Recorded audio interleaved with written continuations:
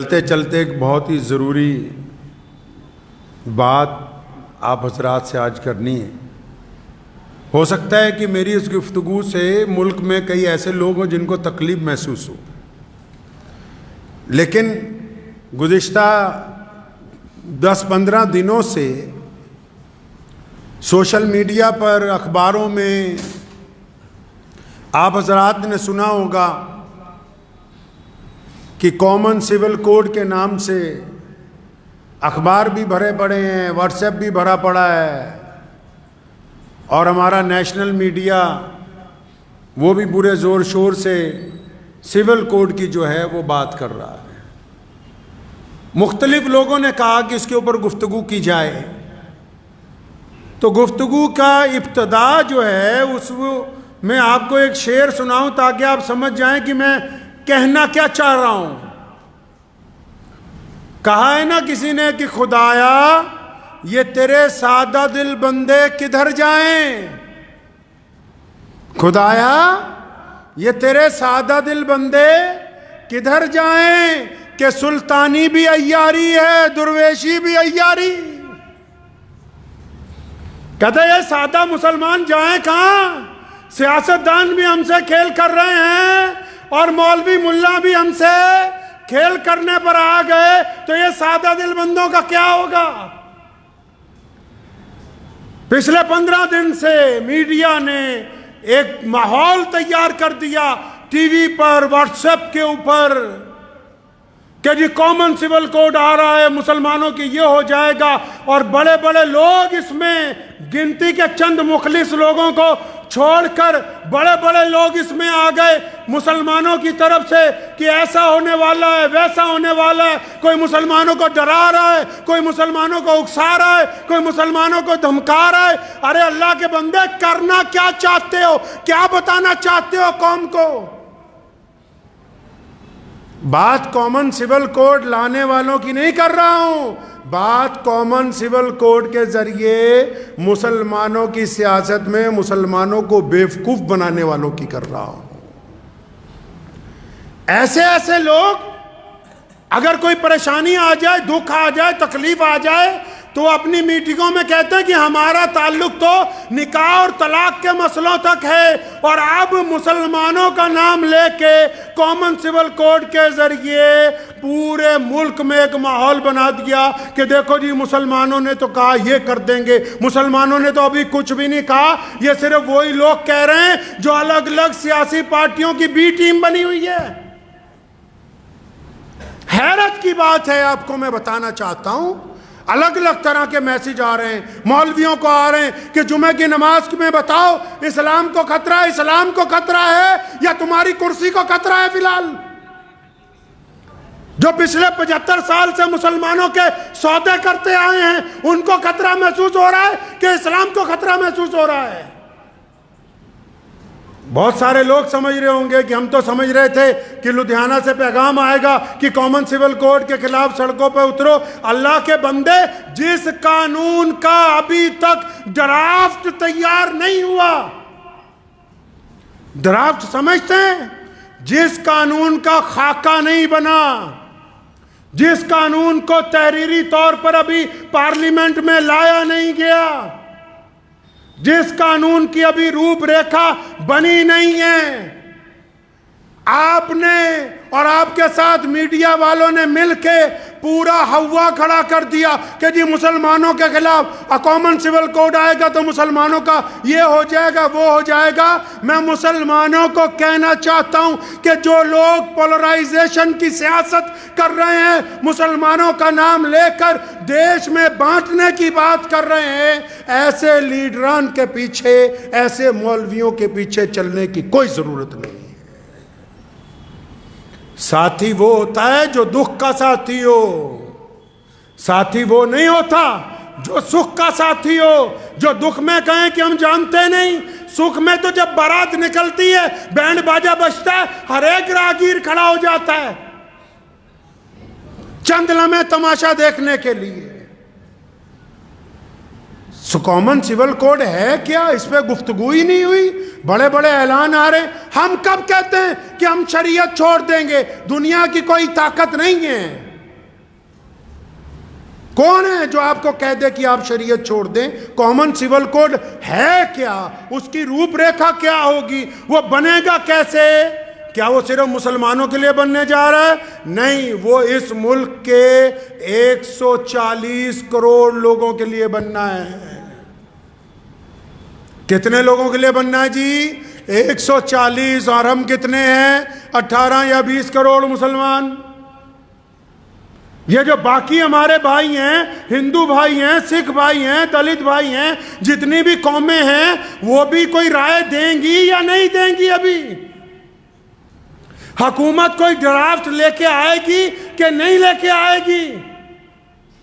جب حکومت ڈرافٹ لے کر آئے گی پارلیمنٹ میں، اس ڈرافٹ کے آنے کے بعد یہ طے ہوگا کہ کس کس قوم کے کون کون سے رسم، کون کون سے رواج اس قانون کے تحت آنے والے ہیں۔ ابھی جب تک وہی نہیں آیا، آپ سے رائے پوچھی، آپ سے لا کمیشن نے رائے پوچھی تو رائے لکھ کے دیا، رائے دینے کے لیے اتنا بڑا بونڈر کھڑا کیا کہ ایسا لگنے لگا کہ پتہ نہیں مسلمانوں میں اور غیر مسلموں میں کوئی لڑائی تیار ہے۔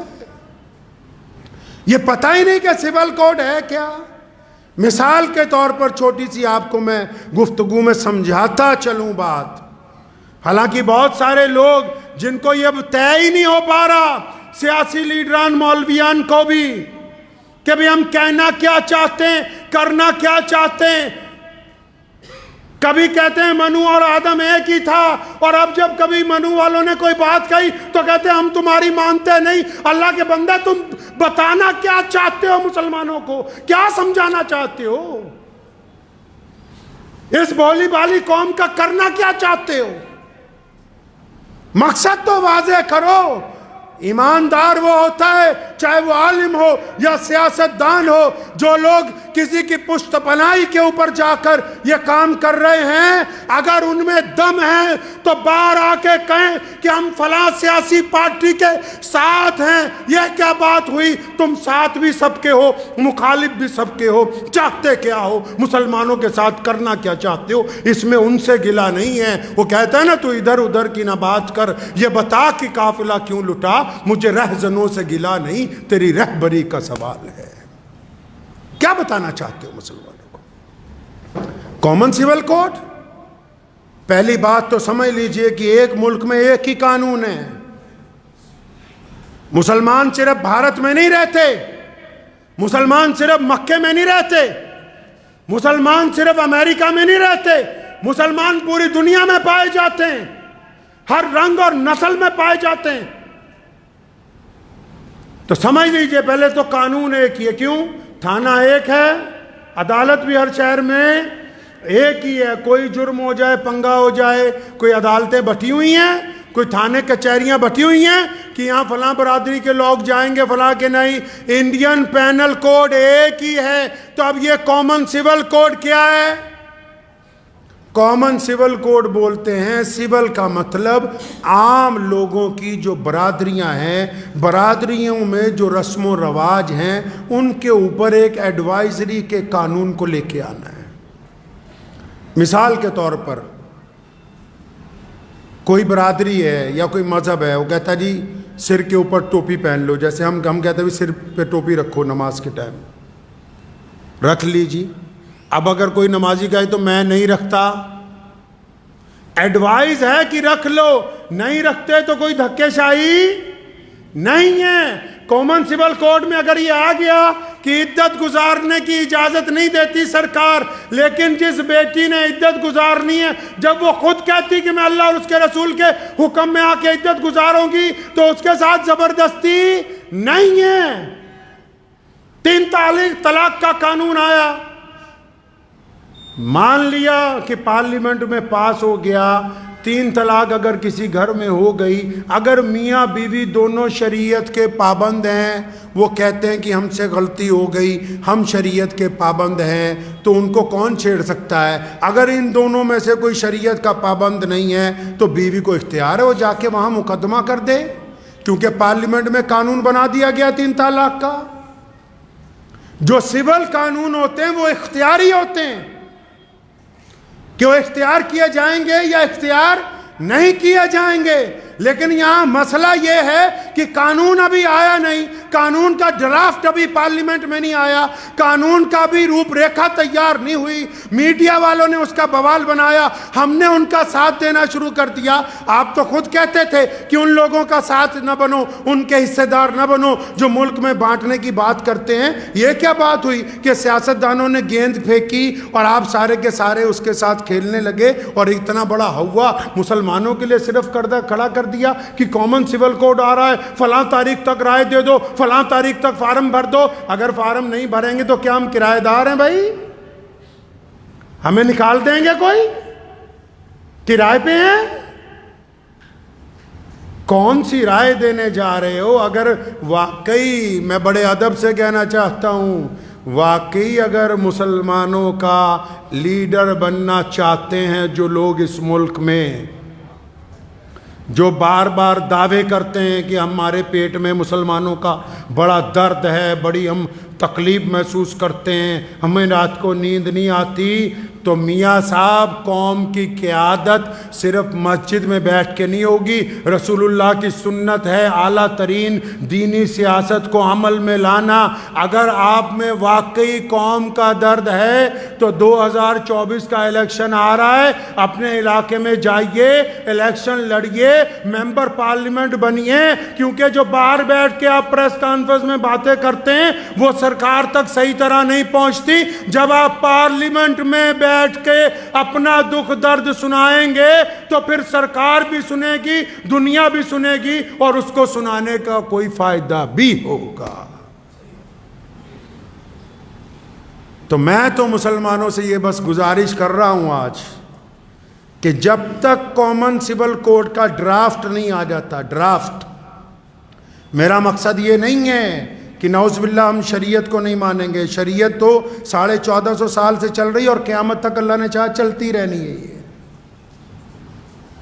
جب تک اس کا ڈرافٹ نہیں آتا تو آپ بھی اور دوسری قومیں بھی اپنی ناراضگی کا اظہار تو تب کریں گی نا جب ڈرافٹ آئے گا، جب وہ بات رکھی جائے گی پارلیمنٹ کے اندر۔